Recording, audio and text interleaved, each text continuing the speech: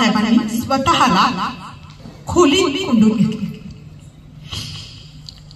एवढा कणखर मजबूत माणूस जो अख्ख्या व्यवस्थेच्या विरोधात उभा राहतो, तो माणूस आपली प्राणप्रिय पत्नी सोडून गेली तेव्हा बाहेर उठून एखाद्या लहान लेकरासारखा रडला आणि 8 दिवस कोणालाच भेटले नाही.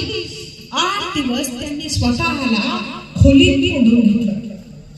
कारण ते धक्काच पचवू शकले नाही की रमाई गेली आहे, तिच्या भरोशावर मी घरदार संसार माझी भाऊजाई भाऊ वडील टाकून जायचो, आज तीच नाहीये, तिला सांभाळू शकलो नाही मी, तिला वेळ देऊ शकलो नाही, तिला मी काहीच देऊ शकलो नाही. 26 मेला मध्यरात्री जेवढा वेळ दिलेला पहाटे तेवढाच शेवटच्या टप्प्यात. आणि रमाई बाबासाहेबांना आपल्याला सगळ्यांना सोडून गेली. बाबासाहेबांवर खूप लिहिलं गेलं, खूप वाचतो आपण, खूप बोलतो, पण रमाईचा त्याग जो प्रत्यक्ष होता तो समजून घेतला पाहिजे. म्हणजे आपण शिवाजी महाराज जेव्हा सांगतो, ऐकतो, लिहितो तेव्हा शिवाजी महाराज खूप मोठे हे आपल्याला माहिती आहे, पण त्यांना घडवणारी जिजाऊ किती मोठी असेल, जी त्या लेकराला घडवते. बरोबर ह्या गोष्टी आहेत सगळ्या. तर अशा पद्धतीने रमाईने शेवटचा निरोप घेतला. आता रमाईच्या चरित्रातून आपण काय शिकायचंय?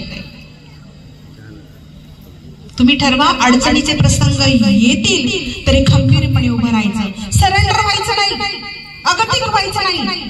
जोपर्यंत शेवटचा श्वास आहे, अंगात बळ आहे, आपण लढलं पाहिजे, आपण उभं राहायला पाहिजे, आपण जबाबदारी घ्यायला शिकली पाहिजे. रमाई आपल्याला हे शिकवतात. एका बाईचा त्याग आज आपल्याला सगळी सुख संसाधन देतोय. लक्षात घ्या, एका बाईचा त्याग. ज्या म्हटलं असतं त्या नाही संसार करणार तुमच्या बरोबर, सांभाळा माझा संसार तुम्ही, मी नाही पाहणार, तुम्हाला इथेच थांबावं लागेल. काय झालं असतं विचार करा. Can you imagine this thing? तुम्ही उघडा करा, नाही तुम्हाला इथेच राहायला पाहिजे भारतात, मी नाही सगळे सांभाळणार. किती तिलांजली दिली. अरे बाबासाहेब किती कमी काळ लागले रमाईला. म्हणजे हेरप्पा कुलकर्णी नावाचे जे समाज सेवक आहे आणि शिक्षण तज्ञ आहे, त्यांनी बाबासाहेबांच्या आयुष्याचा हिशोब लावलाय की बाबासाहेब किती